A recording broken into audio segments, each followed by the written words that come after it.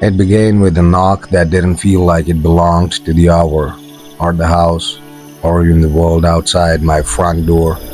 A knock that carried with it a strange hesitation, as if the person, or whatever stood there, had learned the act by watching from a distance but had never quite understood the rhythm of it, because it came in uneven intervals, not loud enough to startle, not soft enough to ignore, but placed carefully, deliberately, like each contact with the wood required a moment of thought before it was made. I remember the exact time because my eyes drifted to the clock almost instinctively, the way they always do when something interrupts the natural flow of a quiet night, and the numbers glowed back at me in that dull digital green. 11:47 p.m. A time that instantly changed the weight of the situation, because nothing good ever begins with an unexpected knock that late, especially not in a neighborhood that settles into silence long before midnight, where even passing cars become rare and footsteps outside feel like intrusions rather than normal occurrences. The house itself seemed to notice it too. That's the only way I can explain the way the air shifted, how the usual background sounds, the low hum of the refrigerator, the distant ticking of the wall clock, the faint whisper of wind brushing against the windows, seemed to pull back, as if giving space to that sound at the door, as if everything inside was listening just as closely as I was. Then the second knock came, slower, not louder, not more urgent, just slower, like whoever stood outside had taken a moment to consider how the first attempt had gone and was trying again with more intention, more control, spacing the movement out in a way that felt unnatural, like a performance of something that should have been instinctive. I didn't move right away.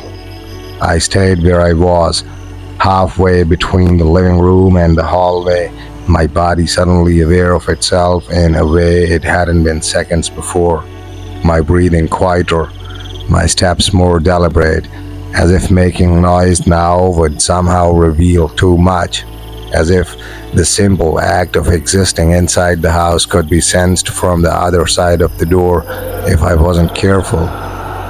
There was no reason to think that, and yet the thought settled in anyway.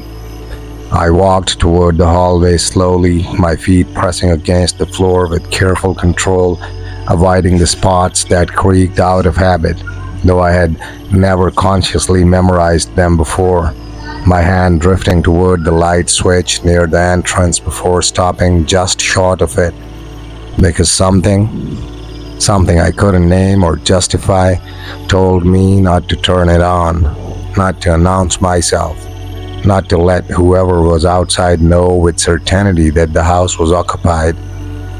That hesitation lasted longer than it should have, long enough for the silence to stretch, long enough for the night outside to feel heavier. And then, just as I reached the edge of the hallway where the front door came into view, I heard a voice, soft, young, carefully shaped. "Please, we need help." It was unmistakably a child's voice, or at least it wore the shape of one, carrying that higher pitch and slight fragility you'd expect from someone no older than 10 or 11. But there was something inside it that didn't sit right, something too even, too measured, as if the emotion behind the words had been practiced rather than felt, as if fear itself was being imitated rather than experienced.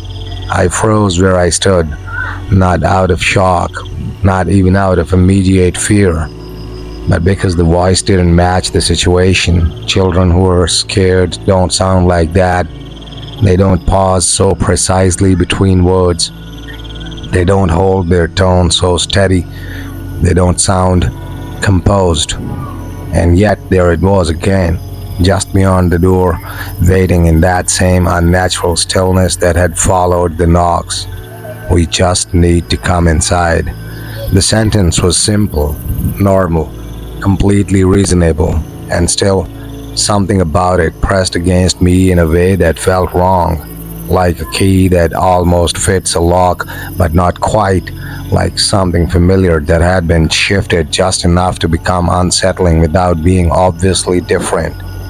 I took another step closer to the door, slower this time, my eyes fixed on the dark outline of it at the end of the hallway, the faint glow from outside slipping through the narrow vertical window beside it, where the blinds never fully closed, leaving thin, uneven gaps that revealed fragments of whatever stood beyond.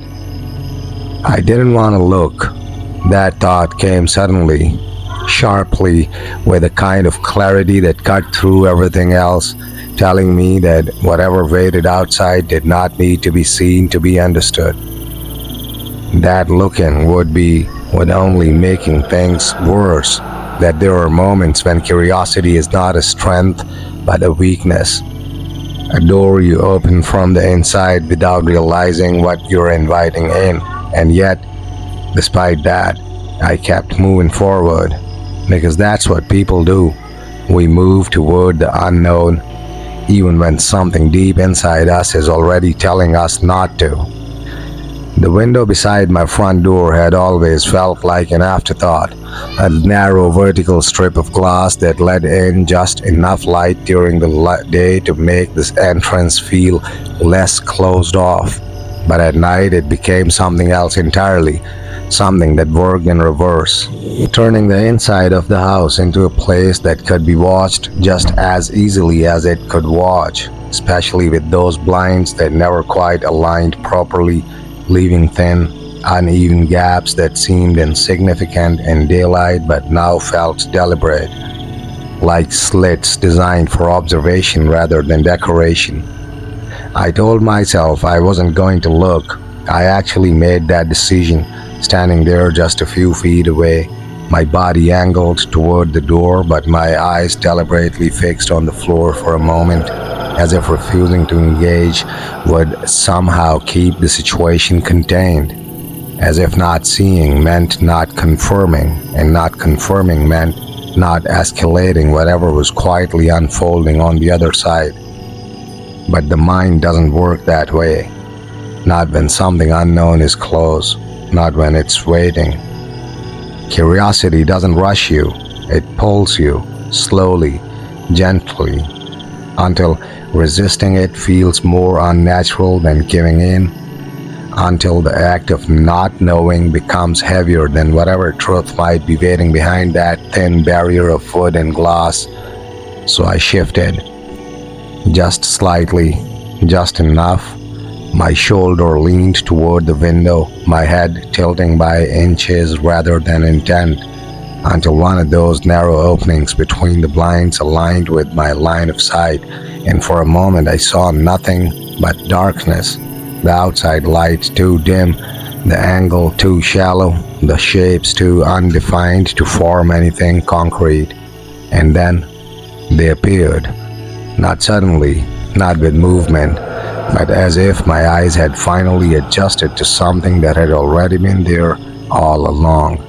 Two figures, small, standing close enough to the door that they should have been clearly visible, and yet they weren't. Not fully, not in the way real people are when they stand under a porch light or near a window, because their outlines seemed muted, like the darkness around them was clinging too tightly, swallowing the details instead of revealing them. They weren't moving. That was the first thing that truly settled into me. Children don't stand still like that.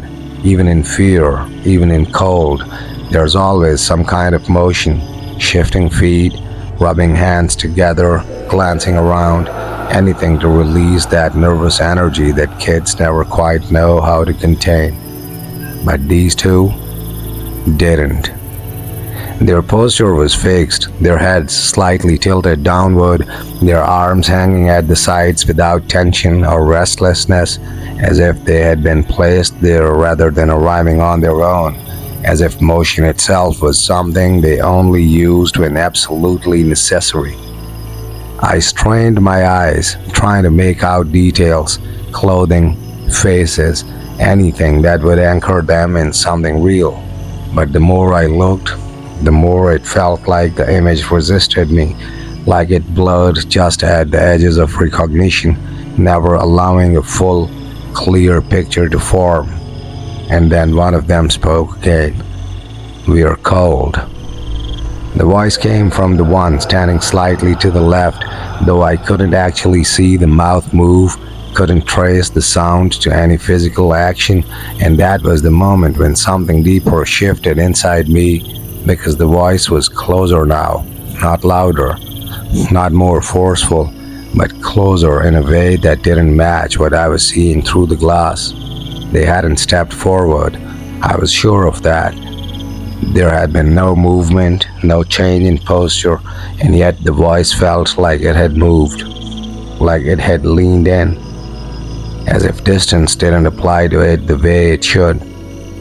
My breath caught, just slightly, just enough for me to notice it, and in that quiet space between inhale and exhale, I became aware of something else, something subtle but undeniable. The sense that they knew I was there. Not suspected, not guessed, knew. Even though I hadn't made a sound, hadn't turned on a light, hadn't done anything that should have revealed my presence, there was a growing certainty pressing against my thoughts that the act of looking had been enough, that the moment my eyes found them through that narrow slit in the blinds, something had shifted in the balance between inside and outside.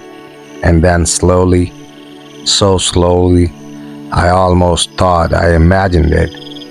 The one on the right lifted its head, not all at once, not sharply, but in a controlled, deliberate motion, like something adjusting its angle rather than reacting, until it was no longer facing the door directly, but angled just enough that, if the gaps in the blinds had been a little wider, if the darkness had been a little thinner, I would have been able to see its face clearly. I pulled back before that could happen, not in panic, not suddenly, but with the same slow, careful control I had used to lean in, as if any abrupt movement might trigger something, might acknowledge something, might cross a line I didn't fully understand but could feel was there. My heart was beating faster now, not racing, just heavier, each beat more noticeable than the last, and behind me the house remained completely still, too silent, like it was waiting to see what I would do next. From the other side of the door, the voice came again, softer this time, almost patient. "Let us in." And for the first time since the knocking started, I realized something that should have been obvious from the beginning. Something so simple and so small that it somehow made everything worse. They hadn't asked who I was. They hadn't asked if anyone was home. They hadn't even tried to explain why they were there. They were only asking for one thing: to be allowed inside. And something deep within me, something older than thought, older than logic, was already beginning to understand why that mattered. There are moments when the mind stops trying to explain things and instead reaches for something older, something buried beneath logic and language, something that doesn't argue or justify but simply knows. And as I stood there in the dim hallway with the echo of those soft voices lingering in the air, I became aware of that kind of knowing rising quietly inside me, not as panic, not even as fear in the way we usually understand it, but as a steady, undeniable pressure that settled behind my ribs and spread outward, telling me in the simplest possible terms that whatever was happening on the other side of the door was not something I was meant to engage with. It didn't come as a thought, it came as a rule, clear, absolute, unquestioned. Do not open the door. And the strangest part was that I didn't feel the need to ask why. That question never formed, because whatever part of me had issued that warning didn't deal in explanations. It dealt in survival, in patterns older than memory, in instincts shaped long before doors and houses and polite conversations existed. Back when danger wasn't something you analyzed, but something you either recognized in time or didn't. My hand hovered near the doorknob anyway, not touching it, not turning it, just there, close enough to the faint chill of the metal without making contact. Close enough that the distance between decision and action had become dangerously small, and I could feel a different kind of pull now, something quieter, but just as persistent as the warning in my chest. Something that whispered in a voice that sounded like my own thoughts, asking reasonable questions, offering simple explanations, trying to smooth over the rough edges of the situation until it fit into something normal. They're just kids. They're cold. They need help. You're standing here doing nothing. That voice was calm, logical, almost convincing.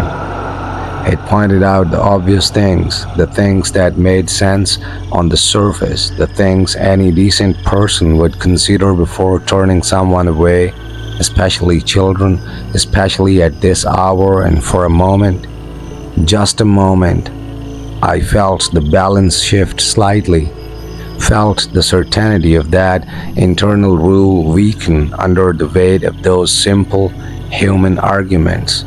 Because what kind of person ignores a child asking for help? What kind of person stands a few feet away from a door and listens to that kind of voice and chooses to do nothing? The silence stretched again, and in that silence, the two forces inside me, instinct and reason, seemed to press against each other. Neither fully taking control, neither fully given away, leaving me suspended in that narrow space where action becomes inevitable simply because standing still can't last forever. Then the voice came again, closer, not louder, but closer in a way that didn't make sense. You can help us. The words were gentle, carefully placed, and yet something about them felt directed, as if they weren't just being spoken into the air but aimed precisely at the hesitation inside me, at that fragile point where doubt had begun to form, where the certainty of the not open had started to blur into maybe it's nothing. I hadn't moved. I was sure of that. My feet hadn't shifted. My hand hadn't touched the handle, and still, the distance between us felt different now, shorter, thinner, as if something invisible had been crossed without any physical movement at all.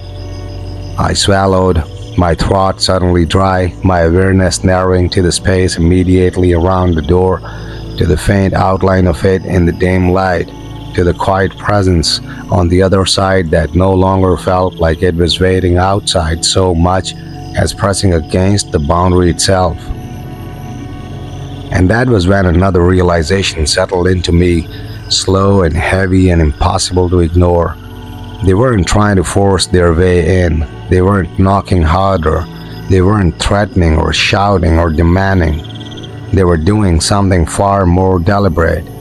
They were waiting for permission. And the rule, the one I hadn't known, I carried until this moment, tightened inside me again, stronger now, sharper, no longer just a feeling but something closer to understanding.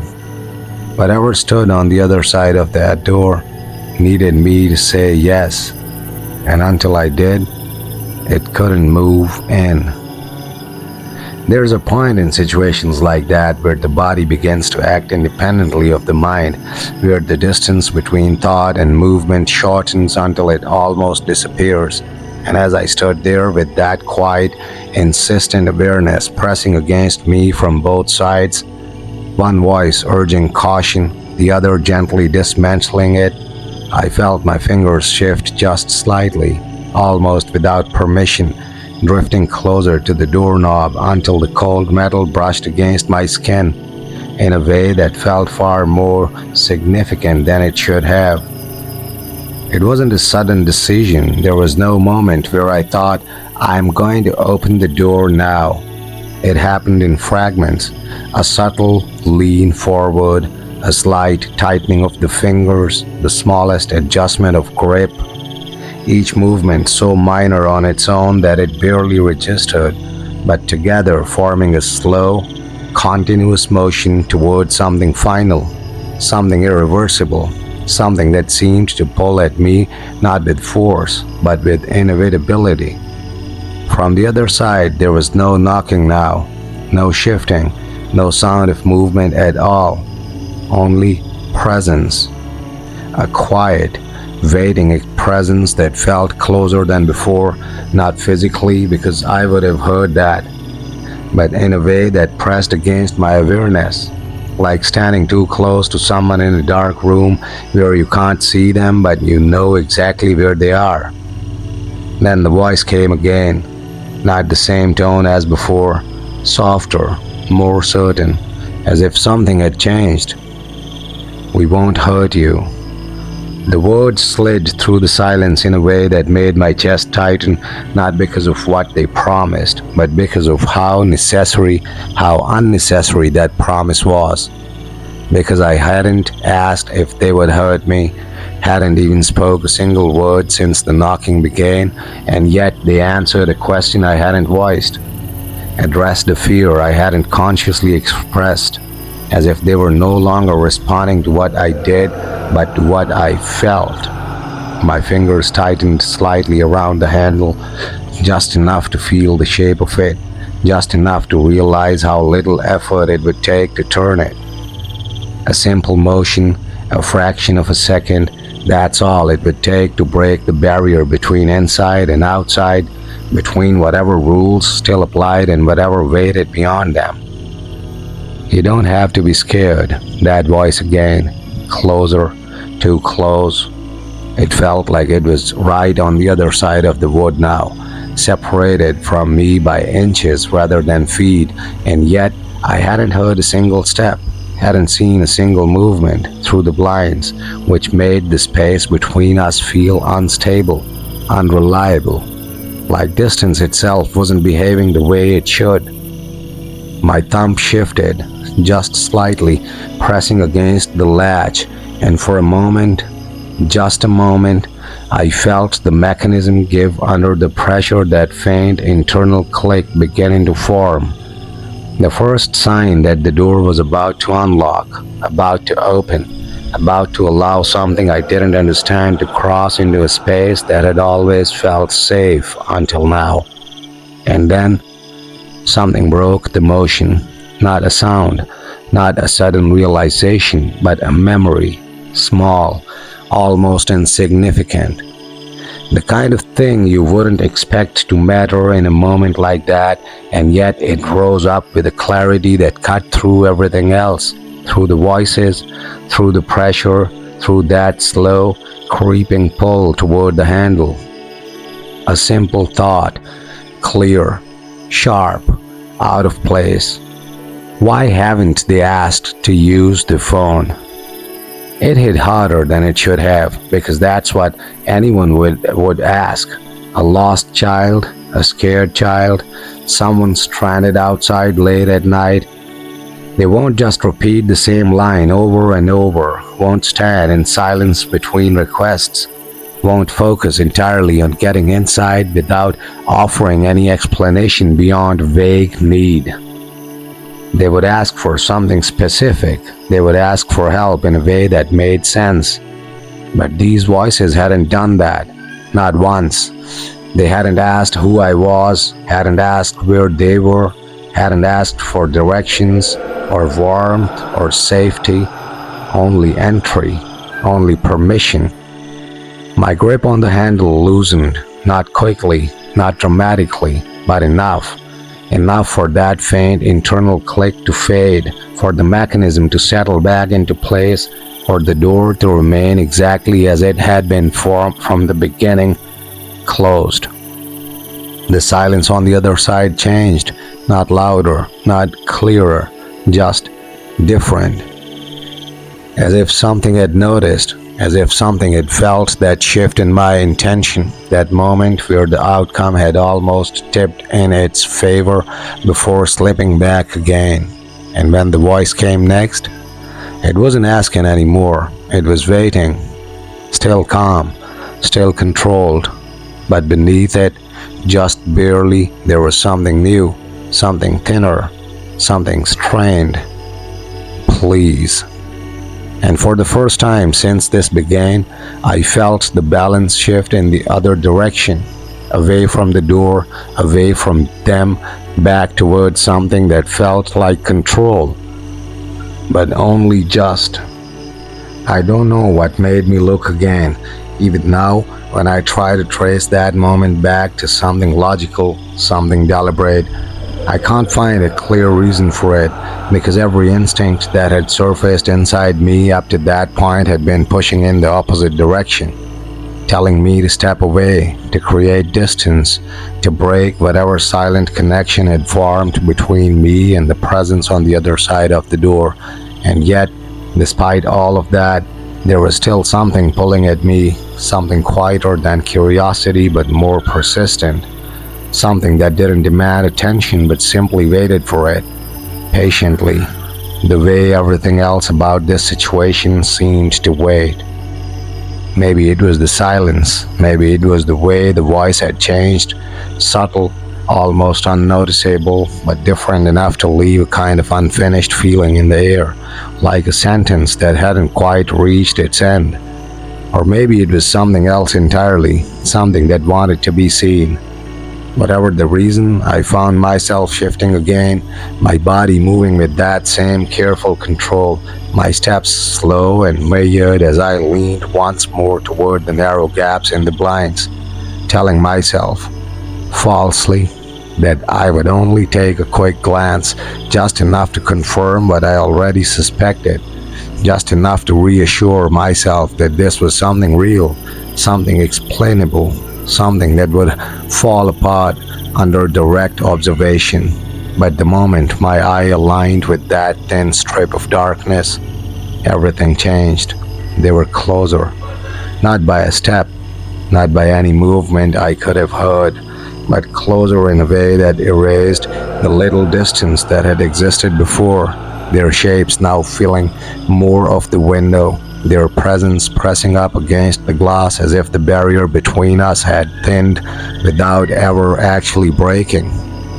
And this time, I could see more. Not everything, not clearly, but enough. Their faces were still partially obscured by shadow, the dim light outside refusing to settle on them the way it should have, sliding off at strange angles, leaving parts of their features visible, while others remained swallowed in darkness. But what I could see was enough to anchor them into something disturbingly real. Pale skin, too pale, not the kind of pale that comes from cold or lack of sunlight, but something flatter, something uniform, like color had been drained evenly rather than naturally, leaving behind a surface that didn't quite reflect life the way it should. Their expressions were wrong, not because they were frightening in an obvious way. They were not twisted smiles, no exaggerated features, but because they were empty. Their faces held in a kind of stillness that lacked the subtle, constant movement that real expressions have. The tiny adjustments around the eyes and mouth that show thought, emotion, reaction. These faces didn't react, they simply held. And then the one on the right lifted its head the rest of the way, not slowly this time, not hesitantly, but with a precise, controlled motion that felt intentional, direct, like a final step in something that had been building since the first knock. And that's when I saw the eyes. At first, my mind tried to correct it, tried to fill in what should have been there, tried to replace what I was seeing with something normal, something human, something that made sense. But it couldn't. because there was nothing there to work with. No white, no color, no separation, just black, complete, unbroken, as if the eyes had been hollowed out and filled with something that absorbed everything instead of reflecting it, something that didn't catch the light but consumed it, leaving behind two perfect voids set into an otherwise human face. I stopped breathing, not by choice, but because my body simply forgot.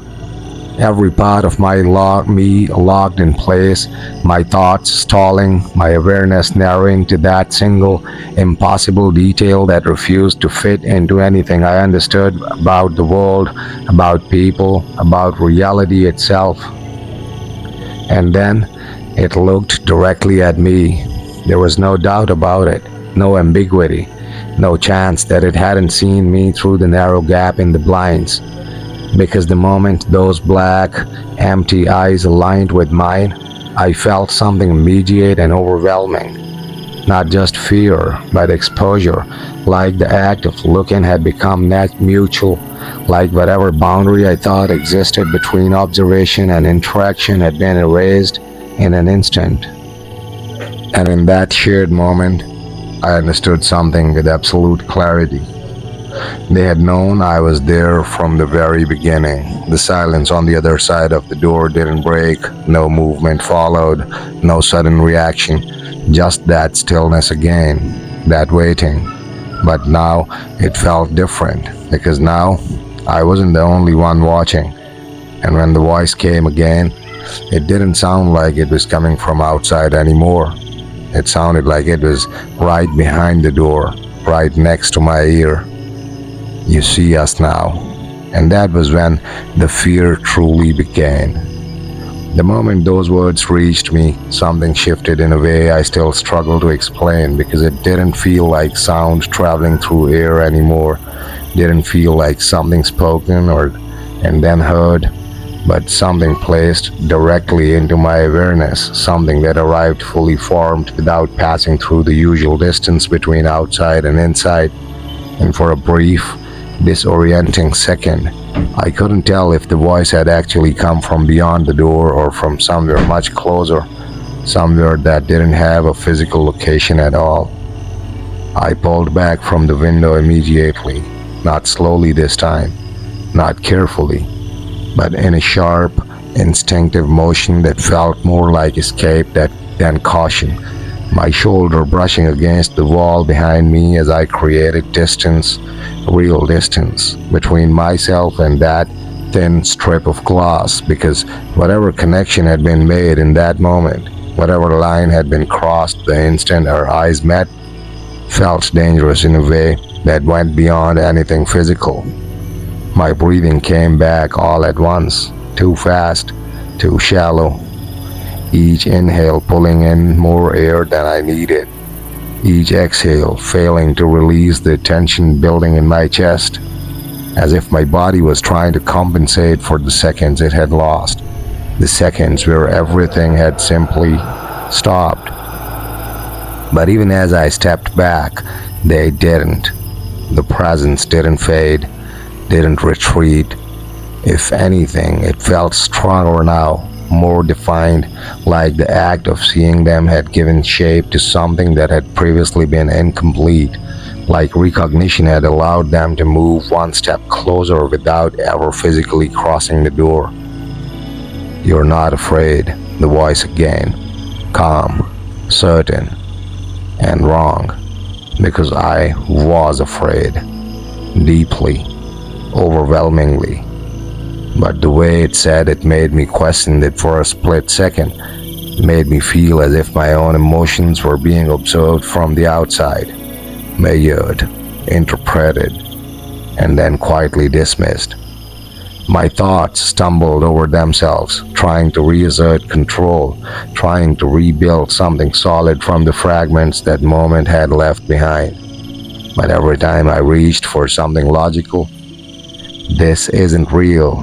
This doesn't make sense. There's an explanation." That other awareness pushed back, stronger now, clearer now, repeating that same simple truth that had surfaced earlier. Do not open the door. Only now it felt different, sharper, more urgent, because whatever stood outside wasn't just waiting anymore, it was adopting. We can come if you let us. That sentence landed differently than the others, not a request, not quite a statement, but something in between, something that carried an implication rather than an argument, something that suggested the outcome was already decided, that my role in it was simply to acknowledge what would happen rather than prevent it. My eyes drifted back toward the door despite myself, not to the window this time. I couldn't bring myself to look there again, but to handle, to that simple piece of metal that had nearly turned in my hands moments ago, that had almost undone everything, that had almost allowed something I didn't understand to cross into a space it clearly could not enter on its own. And that was when another thought surfaced, quieter, but more focused than anything else so far. Why can't they just open it themselves?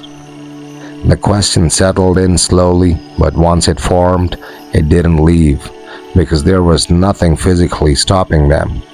No lock beyond a standard mechanism, no barrier beyond wood and frame. If this were normal, if they were normal, there would be nothing preventing them from forcing the door, from knocking harder, from trying to handle themselves. But they hadn't done any of that, not once.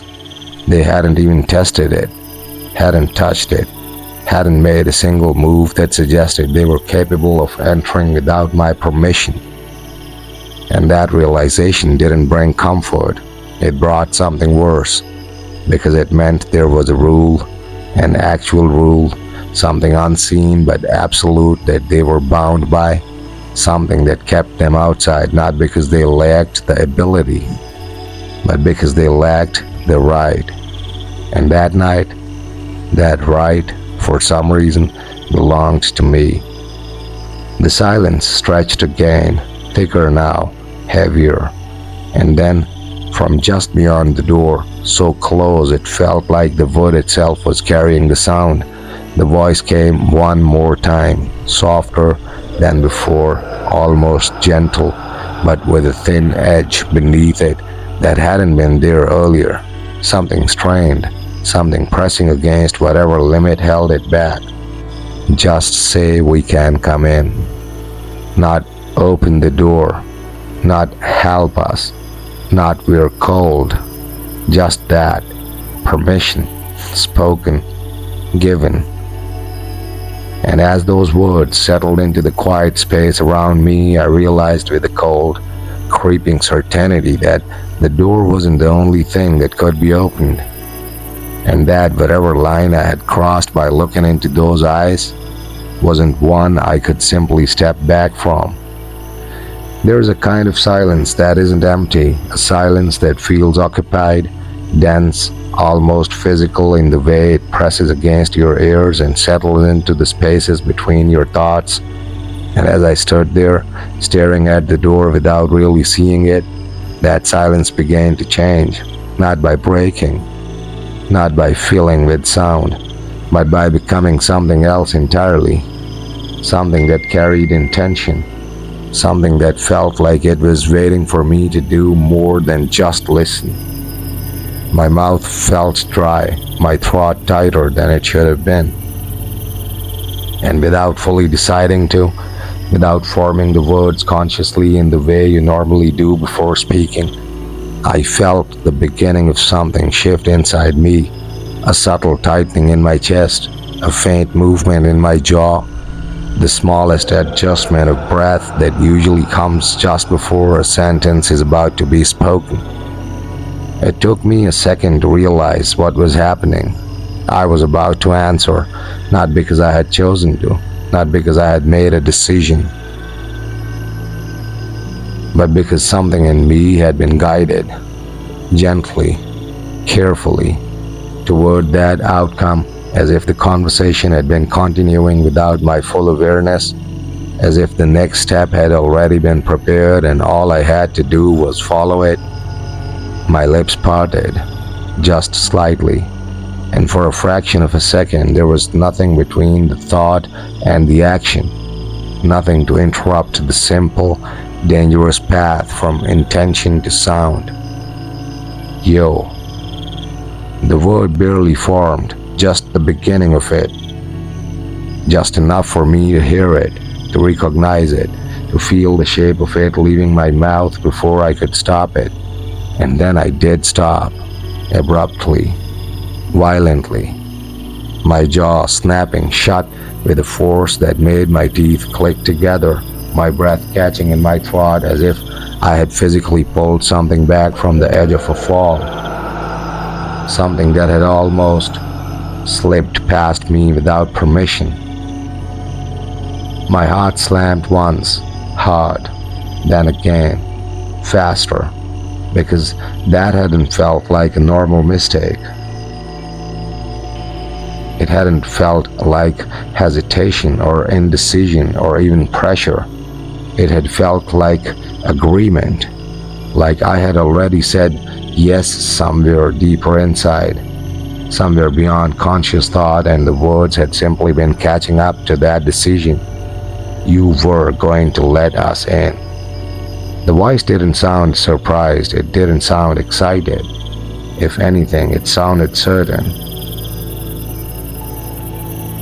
As if what had just happened was expected, as if the near slip wasn't a failure but a confirmation, proof that whatever influence they had wasn't just external, wasn't just something pressing against me from the outside, but something that had already begun to reach inward. I took a step back, then another, creating distance again, increasing the space between me and the door until my back nearly touched the opposite wall of the hallway, as if physical separation could somehow restore whatever boundary had started to blur. No, I said, the word coming out sharper than I intended, more forceful, more desperate, as if I wasn't just answering them but correcting something that had almost gone wrong inside myself. For a moment, nothing, no response, no movement, just that same heavy silence, now thicker than before, carrying with it a faint tension that hadn't been there earlier, like something had been interrupted mid-process, like a mechanism had been forced to stop just before completion. And then, you don't have to be afraid. Again, that same line, but different now. The softness was still there, the careful tone, the controlled delivery, but beneath it, just barely, something else had begun to show through. Something thinner, something strained, like the edges of whatever they were had started to press against the limits of the voice they were using. My hands curled slightly at my sides, not in anger, not in readiness, but in resistance. Because I could feel it now more clearly than before, that pull, that quiet, persistent pressure that didn't try to force me, didn't try to overwhelm me, but instead worked slowly, patiently, nudging thoughts, guiding reactions, smoothing over hesitation until saying yes felt less like a decision and more like a natural next step. You already want to help us. That line landed deeper than the others because part of it was true. That was the worst part, the most dangerous part. It wasn't entirely wrong. There was a part of me that wanted to open the door, that wanted to resolve this, to end the tension, to make the situation normal again by doing the obvious human thing. And they knew it. They weren't creating that feeling. They were using it, amplifying it, shaping it, turning something natural into something dangerous. I shook my head more to ground myself than to respond. my focus narrowing, pulling inward, away from the door, away from the voices, away from that steady, creeping influence that seemed to grow stronger the longer I stayed engaged. No, I said again, quieter this time, but more controlled, more deliberate, the word placed carefully, intentionally, like a barrier being set into place. Another pause followed, longer than before, heavier, and when the voice came next, it was closer than it had any right to be.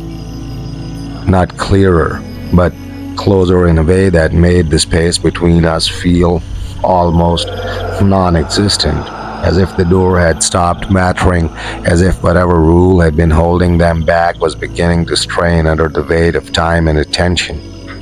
Just say it, not please, not help us, just that, simple, direct, focused entirely on the one thing that mattered, permission. And as those words settled into the silence, I realized something that made the situation shift again, not outwardly, not visibly, but in a way that tightened everything inside me. They weren't just waiting anymore, they were getting closer, without moving at all. It was around that moment, though I couldn't say exactly when it began, that the house stopped feeling like a solid place, stopped feeling like a structure made of walls and doors and locked spaces, and instead became something thinner, something less reliable, as if the idea of inside and outside had started to lose its meaning, not physically, not in a way you could see or touch, but in a way that settled into perception itself, bending it, softening it, making the distance between me and whatever stood beyond that door feel uncertain in a way that no physical barrier should allow. I was still across the hallway, still several steps away, and yet it didn't feel like it. It felt like standing directly in front of them, like the space between us had folded quietly inward, collapsing without sound, without motion, until proximity no longer depended on distance at all. I tried to ground myself, focused on small things, the texture of the wall behind me, the faint hum of electricity running through the house, the weight of my own body pressing against the floor, but each of those sensations felt distant, dulled, like they were happening somewhere slightly removed from where I actually was. While everything connected to the door, everything tied to that presence, felt sharper, clearer, more immediate. "You're making this harder than it needs to be."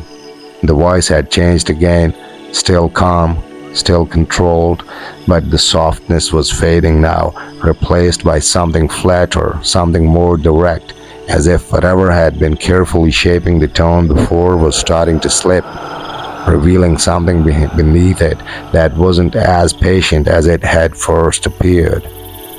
I didn't answer, didn't move, didn't even let my eyes drift toward the door, because I could feel it now, clearly, undeniably, that attention itself was part of the problem, that every moment I spent focused on them, every second I stayed engaged, listening, reacting, thinking about what they were saying, was feeding something, strengthening something, allowing it to push further into a space it wasn't meant to occupy. So I tried something else.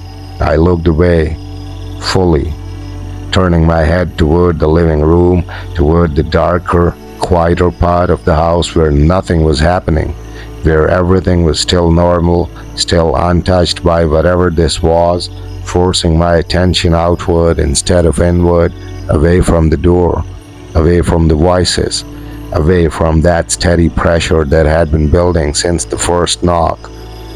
For a moment, it worked. The presence dulled slightly, not gone, not even weakened in a significant way, but less immediate, less defined, like a sound fading when you step into another room. And in that small shift, that barely noticeable reduction in intensity, I felt something close to relief begin to form, a fragile sense that maybe, just maybe, this could be managed, that this wasn't an unstoppable force, that there were still boundaries in place, still rules that mattered, still ways to resist without directly confronting whatever stood outside.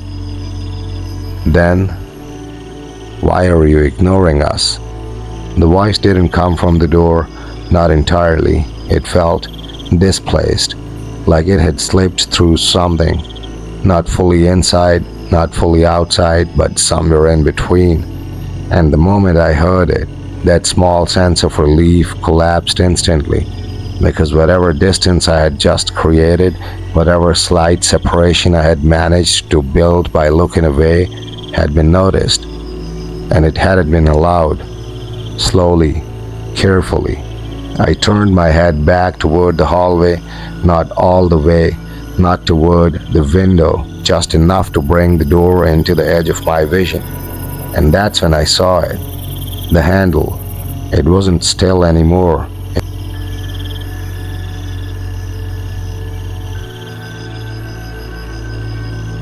Light, it would have been easy to miss if I hadn't been staring directly at it. A subtle, almost imperceptible pressure from the other side, like something resting against it, testing it, not enough to open it, not enough to force it, but enough to confirm something, enough to show intention. My chest tightened because that hadn't happened before. They hadn't touched it, not once. They had waited, relied on words, on permission, on me. But now, something had changed. You can let us in. The voice again, flat now, stripped of most of its earlier softness. And for the first time since this began, there was something unmistakable beneath it. Not anger, not exactly, but something close. Something that didn't belong to the careful, controlled tone that they had used before. Something that suggested whatever patience had been guiding them up to this point was beginning to wear thin. The handle shifted again, just slightly, a faint, controlled pressure, testing, probing, not breaking the rule, but pushing right up against it. And that was when the realization settled in, slow and heavy and impossible to ignore. The rule was still there, but it wasn't as strong as it had been before, not because it had changed, but because something else had, something that had been waiting, something that had been patient, something that was now beginning to run out of time. The moment I saw the handle move again, something inside me tightened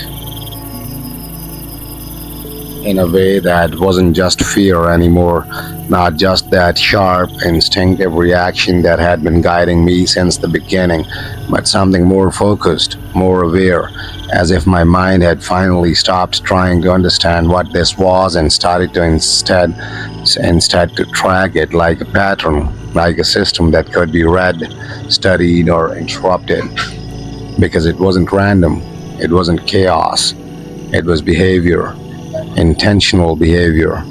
The pressure against the handle came again, slightly stronger this time, not enough to force it down, not enough to break anything physically, but enough to confirm what I had only suspected until now, that whatever stood outside wasn't just speaking anymore, wasn't just waiting anymore, but actively trying, carefully probing the boundary between invitation and intrusion, testing how close it could get without crossing the one thing it could not cross alone: permission. That word kept repeating itself in my mind now, not as a thought I was producing, but as something that had been placed there earlier and refused to leave, like an echo stuck in a narrow space. Permission. That was the rule. That was the lock. That was the only thing holding this entire situation together. And the terrifying part was how simple it was. Too simple. The house felt different now, not physically, but perceptually. Like the longer this went on, the more my awareness adjusted to the presence outside, the more it stopped interpreting the door as just as a door and started interpreting it as something heavier, something more significant, something like a boundary that existed on a level deeper than wood and metal. I stepped back again without realizing I was doing it, my back brushing the wall behind me as I tried to create as much space as possible, not because I thought distance would stop them, but because I needed something, anything, that still felt under my control. You don't need to keep fighting this. The voice was steadier now, less soft, less patient, still calm, but with a new quality underneath it. Something that suggested time was no longer on their side of patience, something that suggested repetition had started to replace persuasion. And then the words changed slightly, not in meaning, but in weight. We've done this before. That line landed differently than everything else, not as a threat, not even as manipulation, but as familiarity. As if I wasn't the first person standing in this hallway, as if this moment wasn't unique. My throat tightened immediately because that introduced something I hadn't allowed myself to consider yet: history, pattern, repetition.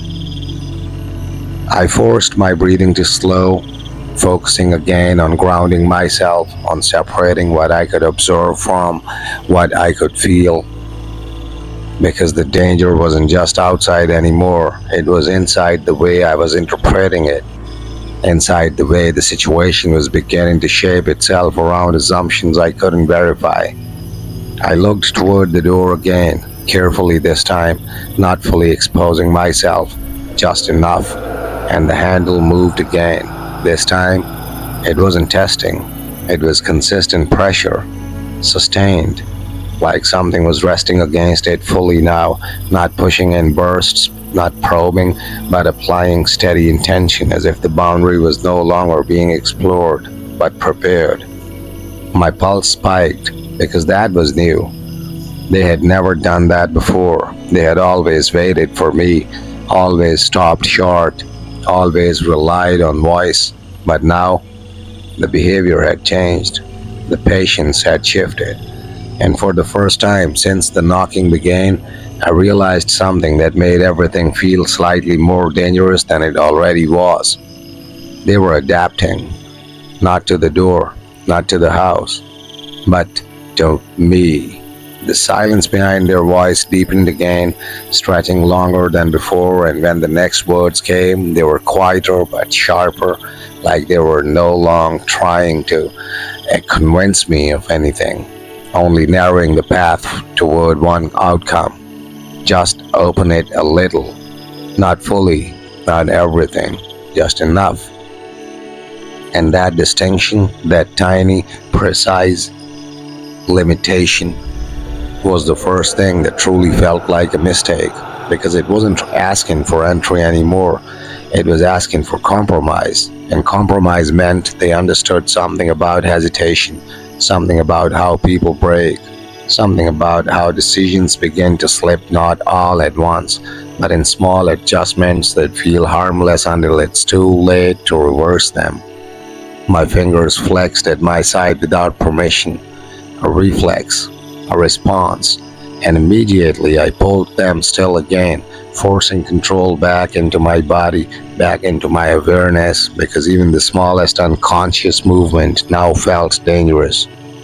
The handle shifted again, and this time I heard it. Not a knock, not a voice, a faint, almost imperceptible sound of pressure meeting resistance, like something testing the exact limit of what the door would allow before reality itself intervened. And in that sound, I understood something I didn't want to understand. The door wasn't protecting me from them, it was protecting them from me, from my decision, from my choice, from the only thing in this entire situation that had real power. And now, That power was starting to feel like it was slipping. It's strange how quickly certainty can start to feel negotiable, how something that felt absolute only moments ago can begin to show small fractures when it's pressed from the right angle long enough. And as I stood there watching the handle under that steady, patient pressure, I could feel that same dangerous shift happening inside me again. Not a collapse, not a surrender, but a slow reevaluation of everything I thought I understood about what was happening on the other side of the door. Because the door was not moving in a way that made sense anymore. It wasn't being shaken, it wasn't being forced, it wasn't reacting like something under physical attack. It was responding like something in negotiation with an unseen rule. A rule I was still the center of. That realization tightened everything inside me. My back pressed harder against the wall without me deciding to, my body instinctively trying to anchor itself in place as if stability alone could keep the situation from escalating further. But even that felt uncertain now, like the house itself was becoming less solid with every passing second, like a tension had weight, and too much of it was starting to bend the space between inside and outside. "You're still holding it shut," the voice said, softer again, but different now, less human in its patience, more structured, like it was describing a condition rather than addressing a person. And for the first time, it sounded less like a request and more like an observation. The handle pressed again, slightly stronger, not enough to break anything, but enough to make the lock respond internally. A faint mechanical tension that I could almost feel through the air, like the door itself was acknowledging pressure it had been designed to resist. My stomach tightened because that shouldn't have been possible. Not like that. Not at that level of awareness.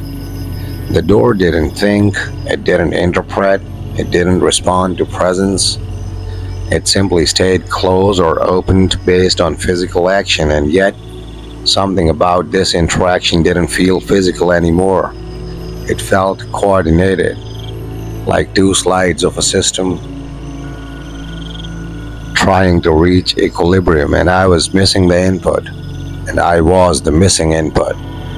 "You already know what we are," the voice continued, quieter now, almost intimate in a way that made my skin crawl, as if it had narrowed the conversation down to something personal, something private, something that didn't belong in spoken space at all.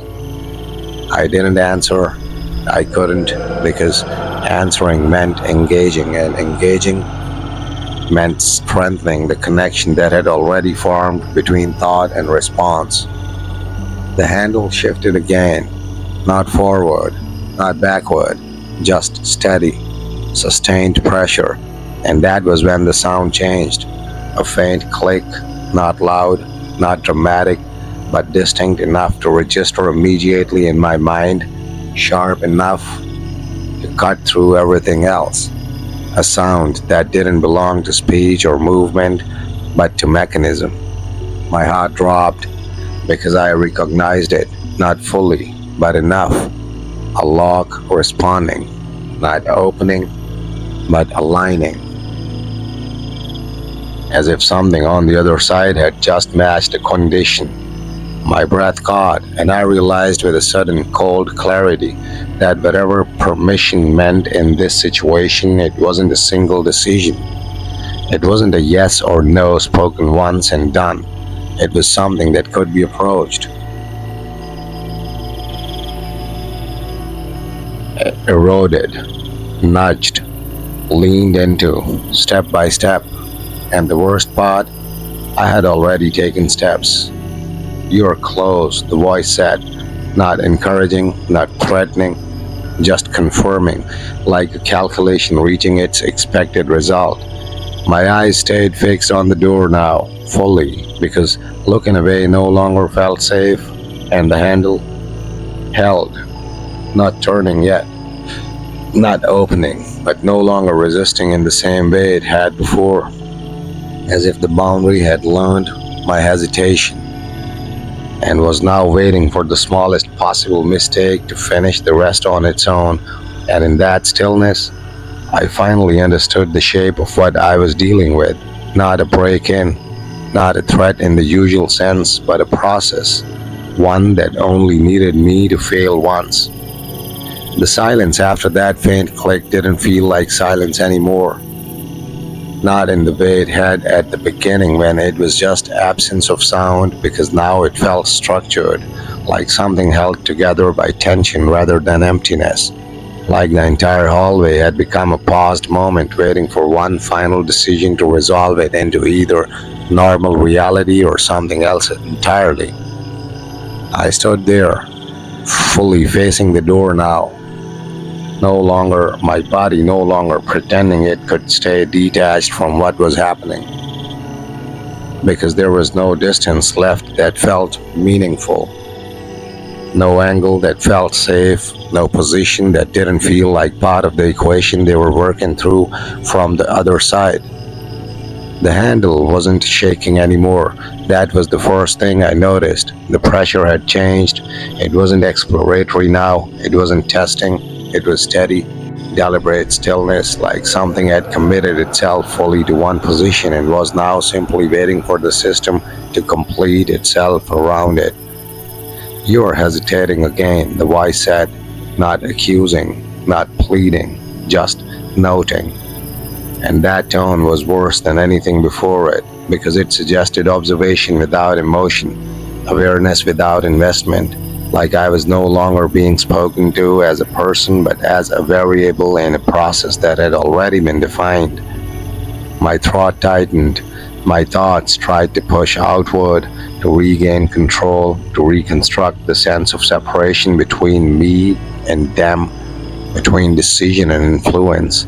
But every attempt felt slightly delayed, like my mind was no longer responding at full speed, like something in the environment had started to affect the way even my thoughts formed.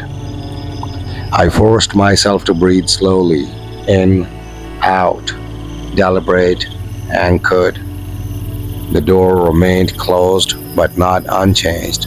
I could feel it now in a way I couldn't before, not visually, not physically, in the normal sense, but perceptually, like the boundary had become thinner in my awareness, like I was no longer just looking at a door, but at something actively holding two realities apart with increasing difficulty. "You don't have to decide alone," the voice said again, softer now, almost reassuring. And that's when something inside me snapped into focus, because that was the lie. Not a dramatic lie, not an obvious one, but a structural lie. The idea that this was something I could outsource, that my hesitation was something that could be assisted, because every word they had spoken, every shift in tone, every adjustment in pressure against the handle has been building toward one thing only: reducing the weight of the decision until it no longer felt like a decision at all, just a continuation, just agreement, just the next step. My hand moved slightly toward the door without me fully realizing it. Not the handle, not the lock, just forward, a fraction of motion, and immediately I stopped. Hard, like interrupting a reflex mid-execution. My fingers curled inward, not touching anything, not committing, but the fact that it happened at all sent a cold surge through me. Because that wasn't conscious, that was influence, subtle, almost invisible, but real. "You see," the voice said immediately, faster now, still controlled, but tighter around the edges. "You're already responding." The handle pressed again. This time I heard something more than before, a second click, smaller, internal, not final, but closer, like something inside the mechanism had aligned further, like a sequence was being completed in stages rather than all at once. My pulse spiked instantly because I understood what that implied. This wasn't a single lock, it wasn't a single barrier, it was layered. And each layer was being broken, it was being matched by proximity, by attention, by engagement. And I had been engaging since the first knock. The realization hit like a physical weight, not panic, not yet. Something heavier, something more controlled, understanding, clear, unavoidable understanding. I took one slow step backward, then another, trying to reset distance, trying to undo momentum. But even as I moved, the presence didn't recede. If anything, it felt more aware of me now, like movement itself had become part of what it was tracking. "Don't step away," the voice said gently, and for the first time it sounded almost disappointed. Not emotional disappointment, systemic, like a condition being reserved, being reversed at the last moment. The handle held steady again, no shaking, no testing, just presence. And I realized something that made my stomach turn slowly, deeply. They weren't forcing entry. They were waiting for me to complete it for them. And I was running out of mistakes I could afford not to make. At some point in moments like these, your mind stops measuring time in seconds or minutes and starts measuring it in pressure, in tension, in how long you can remain in a single state without breaking. And I remember standing there in that hallway feeling like I had been suspended inside that exact moment for far longer than should have been possible, staring at a door that no longer felt like an object separating two spaces, but like something far more fragile, something held together not by wood or logs, but by the thin continuity of my own resistance. The silence was still there, but it wasn't empty. It was occupied, full, heavy in a way that made the air itself feel less like air and more like something dense enough to hold meaning inside it. The voice didn't speak immediately. That was the first change. The absence of sound now felt intentional, like even the act of speaking had become optional, no longer required to maintain whatever connection had formed between us. Then, softly, "You're very close now." No emotion, no urgency, just acknowledgement, like a final reading on a system that had nearly completed its cycle. My hand was no longer near the handle. I had pulled it back without remembering doing it, as if some deeper part of me had finally understood that even proximity itself had consequences, that engagement wasn't just action but attention, and attention was enough. I forced myself to breathe, slow, controlled, each inhale deliberate, each exhale grounding me against the rising sense that the space around me was no longer fully under my perception, that something about the way I understood inside and outside had begun to lose clarity. And then I heard it. Not a knock, not a voice, a sound so subtle it almost didn't register as sound at all. The lock. Another internal movement, not breaking, not opening, but settling, like something had reached its final alignment. My entire body went still because there was no more ambiguity in it now. Whatever process this was, it was nearing completion, and I hadn't stopped it. Not fully, not cleanly, not in time. "You've done well," the voice said, and this time it wasn't gentle. It wasn't harsh either, it was final, as if whatever had been trying to convince me, guide me, shape the outcome was no longer negotiating at all, just concluding. The door in front of me looked unchanged, same frame, same wood, same quiet stillness, and yet I couldn't see it that way anymore, because now it felt like something else entirely. A threshold that had almost completed its transition from closed to open, not through force, not through damage, but through accumulated permission. through layered hesitation, through every small moment where I had almost responded, almost agreed, almost crossed the line without realizing how many lines there actually were. My back pressed against the wall again without thought, not retreat, stability, anchor.